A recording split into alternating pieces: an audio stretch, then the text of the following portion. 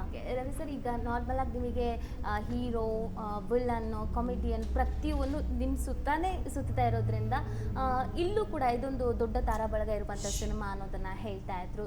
ತುಂಬ ಒಳ್ಳೊಳ್ಳೆ ಕ್ಯಾರೆಕ್ಟರ್ಗಳಿದ್ದಾರೆ, ತುಂಬ ಒಳ್ಳೊಳ್ಳೆ ಕಲಾವಿದರು, ದೊಡ್ಡ ದೊಡ್ಡ ಕಲಾವಿದರು ಇದ್ದಾರೆ.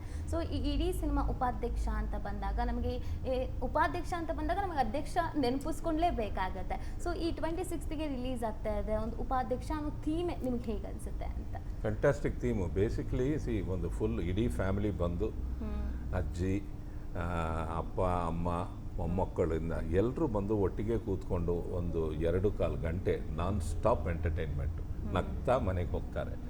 ಈಗಿರೋ ಸ್ಟ್ರೆಸ್ಫುಲ್ ಲೈಫಲ್ಲಿ ಎವ್ರಿ ಡೇ ಎಲ್ಲರೂ ಭೇಟಿ ಮಾಡೋ ಈ ಸ್ಟ್ರೆಸ್ಗಳು, ಈ ಟೆನ್ಷನ್ಗಳ ಮಧ್ಯೆ ಇಂಥ ಒಂದು ಪಿಕ್ಚರು ಒಂದು ದೊಡ್ಡ ಸ್ಟ್ರೆಸ್ ರಿಲೀಫ್ ಆಗುತ್ತೆ.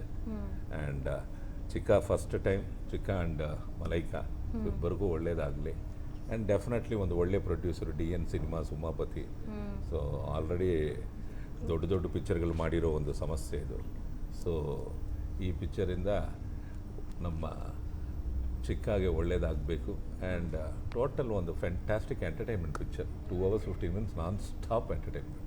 ಓಕೆ, ಇದು ಫೈನಲ್ ಕ್ವಶನ್ ಚಿಕ್ಕಣ್ಣಂಗೆ. ಎಲ್ಲರೂ ಕೇಳ್ತಾ ಇದ್ರು 26 ಯಾಕೆ ಅಂತ. ಅಂದರೆ ಪ್ಲ್ಯಾನ್ಡ್ ಅಂತನಾ ಗಣರಾಜ್ಯೋತ್ಸವ, ಚುನಾವಣೆ, ಉಪಾಧ್ಯಕ್ಷ, ಅಧ್ಯಕ್ಷ ಆ ಥೀಮ್ ಥರನ? ಅಲ್ಲ, ಅದು ಇಲ್ಲ, ಅದು ಪ್ರೊಡ್ಯೂಸರ್ ಪ್ಲಾನು. 26 ಗಣರಾಜ್ಯೋತ್ಸವ ರಜನೂ ಇರುತ್ತೆ, ಮತ್ತು 3 ದಿನ ಕಂಟಿನ್ಯೂಸ್ ರಜಾ ಇರುತ್ತೆ.